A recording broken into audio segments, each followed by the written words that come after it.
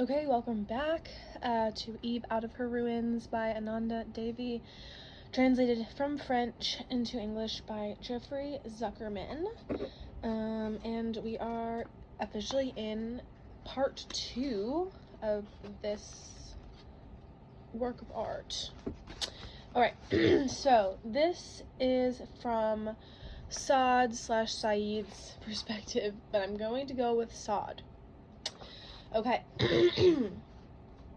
Last night was perfectly ordinary. Last night was another life. And then, in the morning, this. Nobody understands what's happened. Even in Trumeron, this has never happened. Certainly not ever like this. The neighborhood is quieter than it's ever been. Everybody's hiding. Nobody dares to say that it had to happen at some point. We don't want to believe that about ourselves. She was found in the trash, at the bottom of a trash bin. Nobody heard anything. Everybody was looking the other way. Of course, ignorance is always our protection. We the boys, even if we'd known something, we wouldn't have said a thing. We don't snitch. We know that some of us are monsters, hidden behind ordinary appearances, that our seemingly banality can mask murderous eyes. It's a legacy of childhood, this brutality, but it never comes fully to the fore. Usually it's the quietest ones, the sleepiest ones. Their eyelids seem so heavy. We can't see how their eyes are bloodshot. Something hazy in the clouds, their decay. But most of us are normal kids. We play at being terrors, but deep down we're not going to do anything really terrible. At some point, we'll fall into line again, after feeling like we've had some freedom to be ourselves, so we don't understand. What happened? Nobody had anything against her, Savita. I think the last line I wrote on the walls last night. Your mouth, in red memory, opens for the sovereign man's blood. I was riffing on Rimbaud, as usual, but it's true. Man is sovereign. He will be until the planet changes its orbit. When I see Eve again, I'm paralyzed by her face.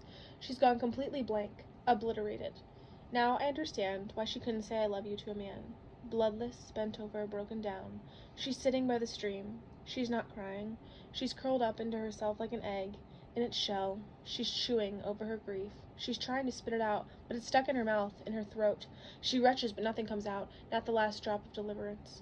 I can't even try to touch her. She's so far gone. I can only sit by her and watch her shaking as the day goes by and the shaking doesn't stop. I see her drifting away into her memories, disappearing into her loss. She's lost. Eve will never be mine. I'll never stop loving her, but I, too, feel a sort of death. I'll never be the same Saad. I didn't understand sadness until this day. Off in the distance, police cars are coming. There's noise in the neighborhood. The guys would rather hide, but the police change everything. I take her balled-up fists and open them up. Her hand is studded with small red crescents, as if the new moon had trampled over it. I bring my lips to those red crescents. She pulls away her hands. She wants to hurt herself. She wants to cry, but she can't. Talk to me, I say to her. I saw her last night, right before, she says. We said goodbye a few feet away from there. From where I didn't go inside. I could have followed her, held on to her a little longer, been with her, but I came here, to the stream. I was here, and I didn't see anything. I didn't see anything. I was the last one. I could have, if I had, I should have. Why? But instead, and then she finally curls up into herself with a creak, like an axle tree. She pounds her fist against the ground. She pounds so hard that the earth squelches all around. She gets up and begins punching her fists in every direction, narrowly missing me. I get up and grab her. After a minute, she calms down, even if her voice keeps lashing out. She asks me, who did it? I don't know. I have no idea. That's impossible, she says. You're everywhere. You hear everything. You know everything. It was one of the guys or the gay. You did it. You know it, and you're not going to say anything because you're all watching out for each other. That's not true, Eve. I swear to you. We weren't there last night. Where were you? On a drive. We weren't doing anything particular. We were just looking for guys to scare. She imitates me unkindly. We were just looking for guys to scare. You sure you weren't looking for someone to kill, too? She's standing and looking at me with so much contempt that I don't know where to start. You wrote, sovereign man, she says. They're sovereigns for you, too. You don't dare to stand up to them. You never dare to tell on them. You have to fit in no matter what. You're a coward and a show-off and a liar. Pitiful. She runs off without waiting for any other explanation. But I don't lie. I might be a coward, but I'm not a liar. And she doesn't know that I'm protecting her from the wolves. And then I start tearing up the ground myself. But nobody sees me. I'm the only one who knows what's twisting in my stomach. Okay, the next section is in Eve's perspective. The body is lying naked on the bench, like she's already, The body is lying naked on the bench, like it's ready to be cut up, but this isn't an autopsy. Lying naked on a bench in the biology room. I try to imagine myself wherever Savita is, spread out under the gazes of policemen and doctors, waiting to figure out her secrets, waiting to splatter red on the white earthenware. But no, a dead body doesn't splatter. Only a living body gushes red. Sadiq wrote on the wall, "Your mouth in red memory opens for the sovereign man's blood." What did she, Savita, get from the sovereign man? Punches, cuts, and maybe something else? And for me, it's not blood I'll be getting, but a male's sperm that invades and drowns the female, that disperses within her millions of his potential doubles. But I'll never carry his doubles. My body won't be colonized. My body is lying, naked, on the table. My thin body to treasure or tear apart, they say. And right now, he is treasuring me and tearing me apart at the same time. He struggles and staggers under the force of his urges. I have never seen him so destroyed. His shadow on the wall is gigantic, that of a monstrous creature overlooking me. It doesn't look like anything human, this stooped, wavering shadow emitting guttural, sucking sounds, the sounds of inhuman suffering. Why did I come tonight, after what happened to Savita? I don't belong here. But I don't belong anywhere. I can't mourn Savita in my home, or in hers. So I do it here, with all the force of my hatred. I hate your death, Savita, and I hate this man who relieves himself in me without caring about whether I'm alive or dead. Afterward, when he's done slobbering, I'll get up, the better to destroy him, sit on this table to do my work in the silence of the room, in the bodily smells all around, my clothes rumpled, my hair still wet, my mouth dry, my body emptied out, my soul worn out, my memories dirtied, my days paid for, my pride ripped open, my sex loosened, and the letters and words of my knowledge like lead on the page, but still meaningless, without any illumination, displaying their powerlessness and indifference, because Savita will not be out there waiting for me, like always, to tie the rope of my life together again within my body, and without that, I don't have any life, anything to hold me up over the emptiness, anything to keep me from letting go, like her. But she never let go. Someone else did it for her.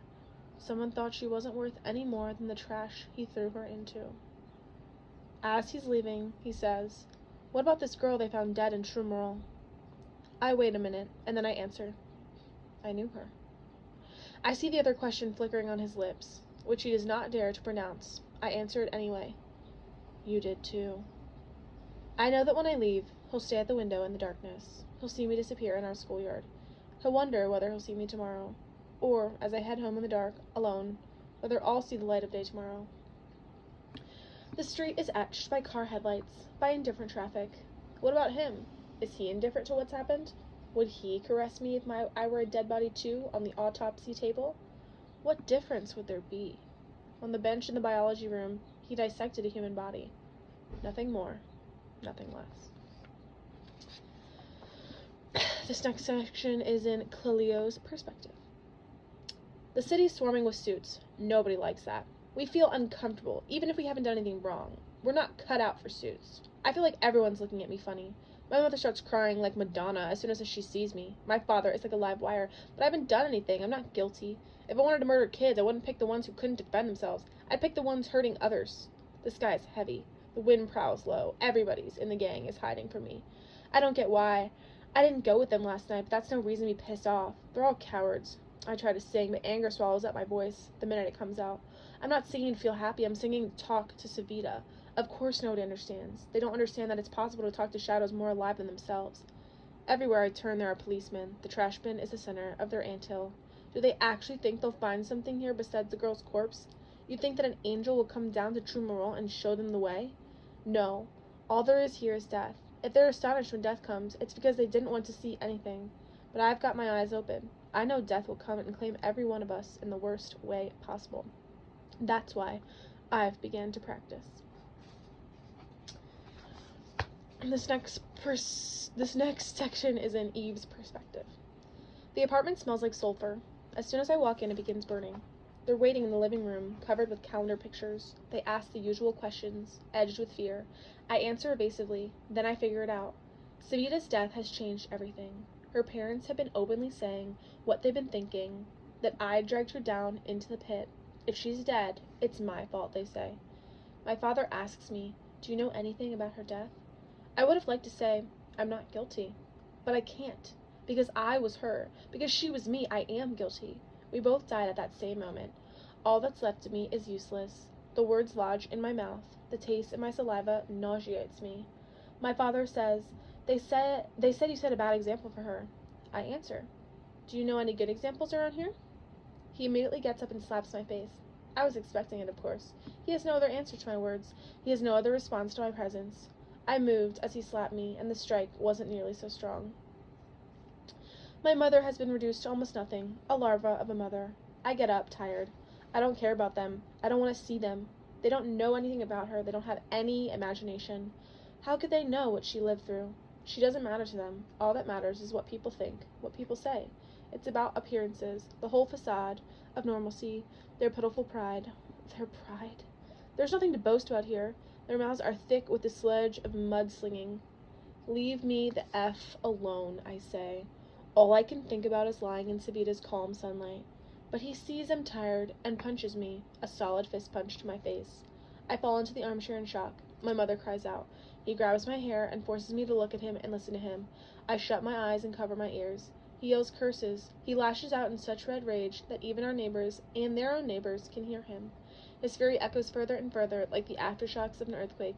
I'm not really paying attention to what he's saying anymore. He yells at my mother while he's still holding me there by the hair. I wait patiently for him to stop. The only thing I tell myself is that I need to think about cutting my hair. Cut it very short. Very short. Shaved until my skull can be seen. I'll go bareheaded, like a lioness nobody would dare touch, or even look at directly. Touch a lioness and lose a hand.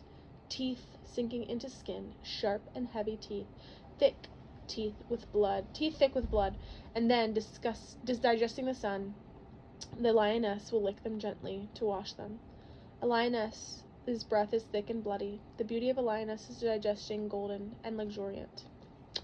Finally, noticing my absent gaze, he yanks his hand out of my hair, pulling out several tufts as well.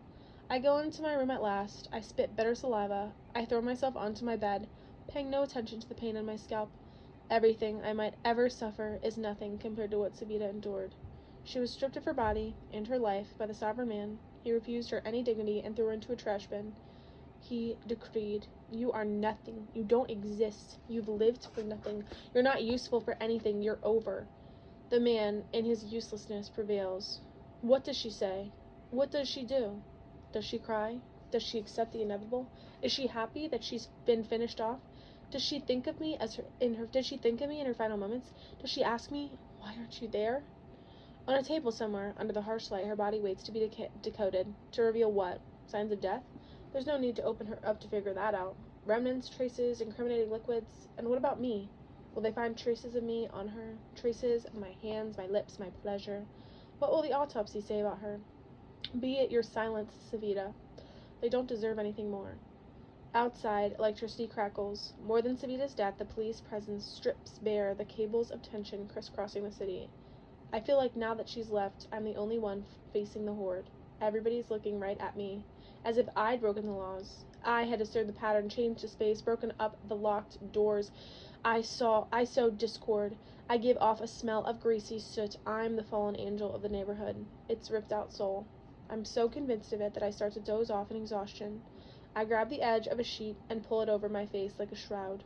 My body is so flat, it's barely an eddy of the smell of this in the small ocean of my bed. My eyes are open beneath the shroud. I try to see the world through this soft grill, this mesh. What would I do if I had to hide from everybody? How would I live as a ghost? Or does invisibility free us from our fears? I slip into a half sleep under my shroud, looking at a white world. Soon, everything slackens, even my breath. the rhythm of a broken pendulum subsides. The next section is in Clelio's perspective. There was no getting away from it. I was the first one to be questioned, the first suspect. Nobody said anything, of course, but there were plenty of ways to say something without saying anything. The old guys are just waiting for that. These kids are more or less okay, they say. But sure, there's a couple of bad apples in there. One of them's been to prison. He's always looking for trouble. You know, if their hearts are black, there's nothing you can do. Qui pour faire une autre fin et comme ça. That's just how they were born, rotten to the core. Eff it, I'm not that shitty. Those men are the shitheads. Nobody says my name, but I feel like I'm hearing it everywhere, in the air, and the church bells tolling Sunday Mass, and the car tires screeching. Even my first name doesn't come out right when anyone says it. But the policemen aren't idiots. They're doing their job. If one of us has been in prison, that simplifies things. What were you doing last night? Last night? Nothing. Nothing? Nothing at all. You didn't have anything to do? No. There are times we don't want to do anything. Where were you? On my apartment roof. Who saw you? Well, the birds flying over my head. I don't know if they were finches or Cape Canaries or cardinals. I know there were bats flying around as soon as it's dark. Stop messing with us. If they're looking for proof, they'll find it in their little folders, Your Honor. This boy is a repeat offender. Society has done all it can to rehabilitate him, but there are people who just can't be redeemed, Your Honor. The judge will look at me more solemnly, and he will ask in English, "Are you beyond redemption?" As if he was asking the question to himself, but I'll tell him, "Oui, Jésus a droit de la rédemption." Because I didn't want to be redeemed or rehabilitated, and I haven't committed the crimes you're imputing to me. As they say in their legal jargon, I haven't done anything at all. Other people committed the worst crimes, but the police won't dare to arrest those guys. Or, if they have to, it'll be with velvet gloves, and they'll say, "Excuse me, monsieur," before locking them up, and they won't lay hands on those guys. They'll smell as crisp and fresh as the millions of rupees they've laundered, and just as unattainable. Which will make these poor officers with their crappy salaries dream. You've got to understand them. There are things that go beyond poor people's imaginations. But okay. They still have to be arrested because that's how it is. The people need to be shown that there will be justice, even if they're released at the same night, and their trials don't go anywhere because they have to shut up all the activists whining about corruption in this country and slush funds and liquidated assets. And so, I'm beyond redemption. And you can pin that murder on me without even saying please, or showing any actual proof. I'm guilty of being me. I'm guilty of just being, and they'll shove me and hit me on the back of my head and say, "You have to talk, you little pimp." And if they say they have to, they'll beat me up without leaving any signs. And then it'll turn into a story of race and communities. It's always like that. Even if Savita, who joked about these things, when she died, she became the racial symbol. And now I am too, over the centuries. We've been enemies, slaves, coolies. It's a nasty history for sure, which is why it keeps happening. Again and again. But it's going on for centuries now, and it's not going anytime soon. Believe me, even if we were children of Trumbull, don't care about religion, race, color, caste, anything that divides all the other guys on the shitty island, we are the children of Trumbull. We're a single community, and it's a universal one. This community of the poor and the lost. And that, believe me, is the only identity that counts. I'm leaving this place with handcuffs on my wrists. There's no way out. Okay, and that is the end of this section.